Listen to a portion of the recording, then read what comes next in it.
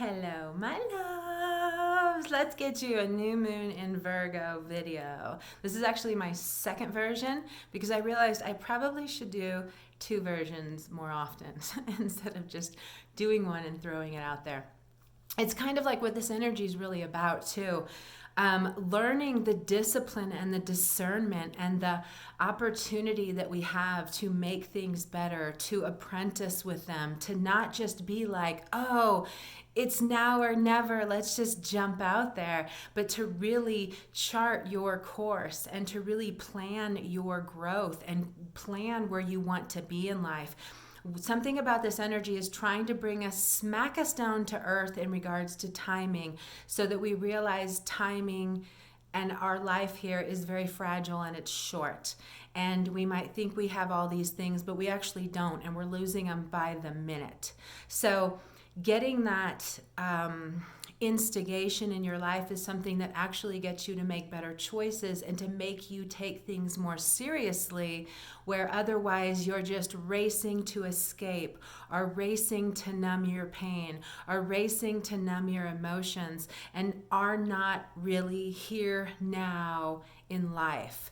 So things can have a lot of you uncomfortable. There should be two very divided camps going on right now, where a lot of you are either very uncomfortable and miserable in this energy, actually very confused, seeing so into the darkness of things.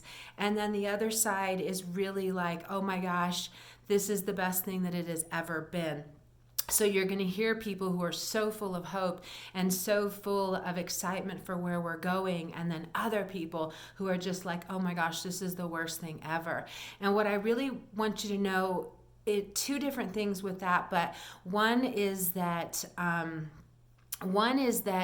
you know, even with things like the imposter syndrome, which that is what this energy is about too.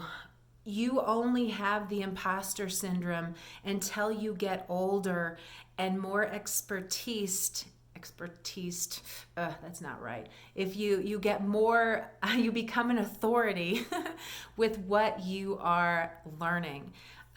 You have imposter syndrome until you really fill in the balloon of what you want to be. It's a part of life. Because we have the internet manipulating you and getting you to put yourself out there too quickly, and really getting you to come as a fraud, you know, reading all these things and having all these things in the background, but then being like, oh, hello, I'm this and that.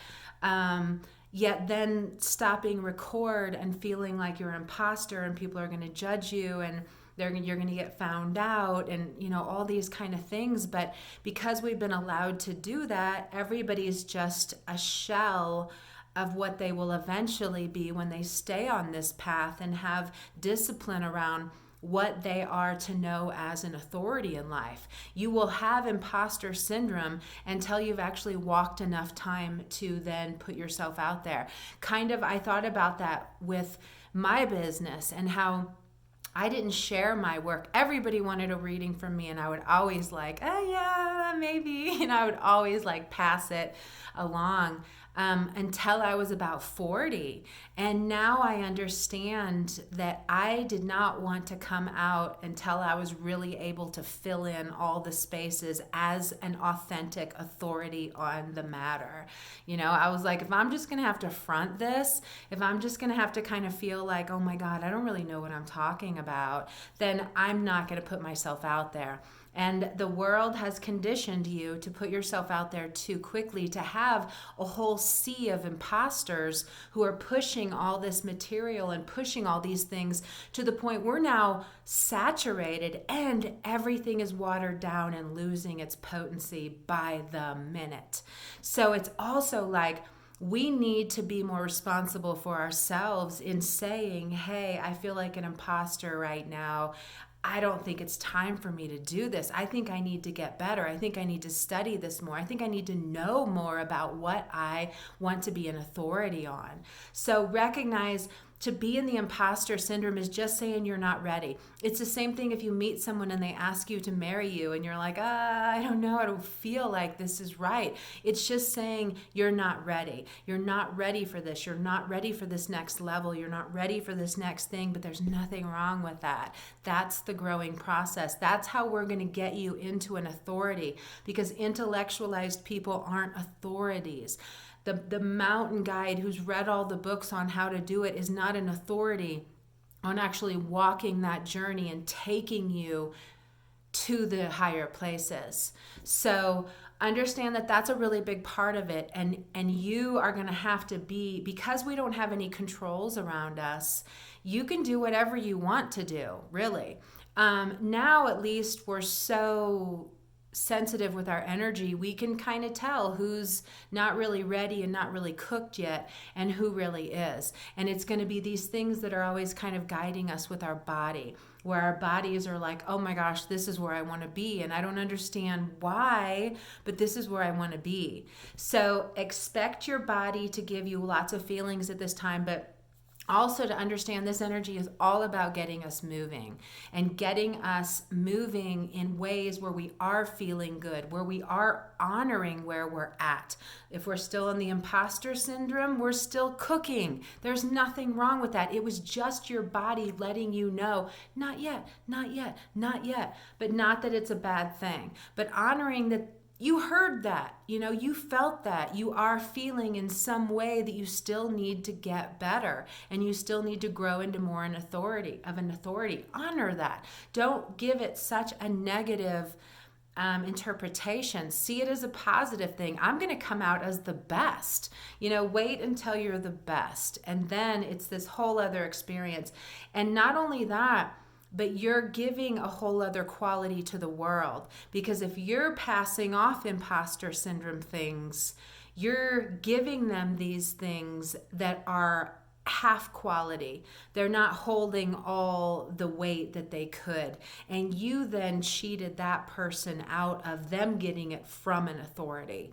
And that's a big thing about this energy. And really, like I told you, 2020. It's really about taking responsibility of who you really are, what's really going on inside of you, and honoring that all that stuff matters, and it's getting stronger to people who can discern energy. It's getting stronger to the point we're also having a group of people with very strong boundaries, just cutting these things out, just like absolutely not. I'm not allowing that to fill up my space when I can feel that it's not really holding up the substance of what it wants me to believe it is. And a lot of us will be like, and I don't know why I feel it, but I feel it in my body. And something is telling me that's not ready. That's not cooked yet. That's not truthful. That's manipulation. Another thing with this energy is it's asking us to really start to create new ways of starting our life where we're doing these things that are facilitating us having a clear mind and feeling healthy. So, the big one that's so perfect that we are now able to watch, The Social Dilemma, which you all need to watch, and I will be talking about it a lot, because I was like, thank you. Here it is. Here's what we need to really hear. The moment I watched it, I'm totally different on my phone now. I'm like, nope, you're not going to snag me. Nope, I'm not going to spend my whole day doing this. Nope, I'm not going to keep swiping. So we need to realize that we are being conned to give away our power and to really kind of ruin our future, or not ruin it, but to give ourselves more pitfalls or challenges to have to walk through, because this programming is pushing us in this direction that is towards hating and being mad all the time and keeping us from really focusing on bettering ourselves, and instead giving into that temptation to inflict harm or to kind of project everything out to others, where we're not really accepting that we just need to face this and heal it, or we're doing it too. The whole those who smelt it dealt it is what this whole time is about now. So you're like, wait, you're poking fingers at that person, but we now know that we need to look at you. Kind of like what we say too is like, if you have a problem with somebody else, like that's your problem. It's really nothing to do with them.